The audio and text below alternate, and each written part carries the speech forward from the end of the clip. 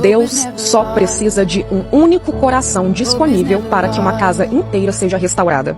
Ele só precisa que uma pessoa esteja disposta a servir, que uma pessoa dentro daquela casa esteja disposta a se colocar na linha de frente da batalha e obedecer.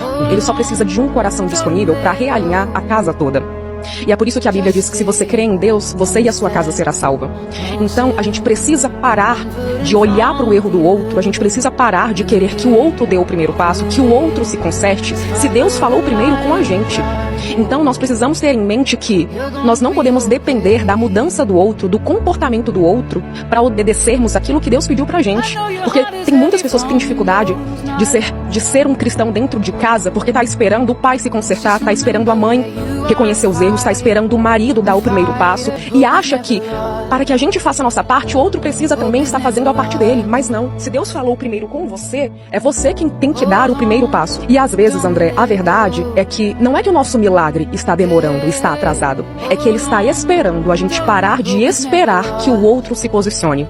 Então, é por isso que eu sempre falo, a pergunta certa que a gente tem que fazer se tratando de família é: eu estou disposta a ser o primeiro passo que a minha casa precisa? Porque Deus não trabalha com orgulho, Deus trabalha com disponibilidade. Uau. Então, nós precisamos ter isso em mente.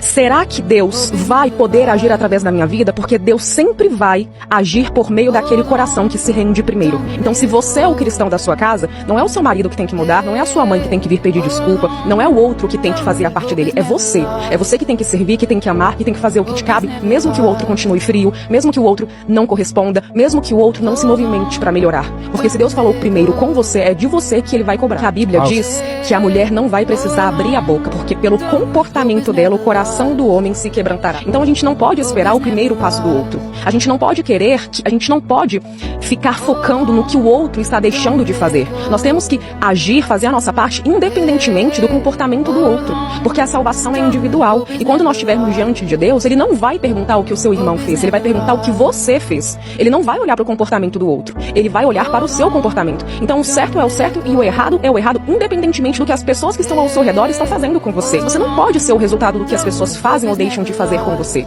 Você tem que ser justamente aquele que interfere, que influencia o comportamento do outro. A Bíblia diz que tudo o que você fizer, faça como se estivesse fazendo para Deus e não para homens. Porque quando você faz como se estivesse fazendo para Deus, ou seja, sem esperar o retorno do outro, naturalmente os frutos aparecem. Porque a palavra de Deus não volta vazia. E a gente não prega só com palavras, a gente prega com o nosso comportamento.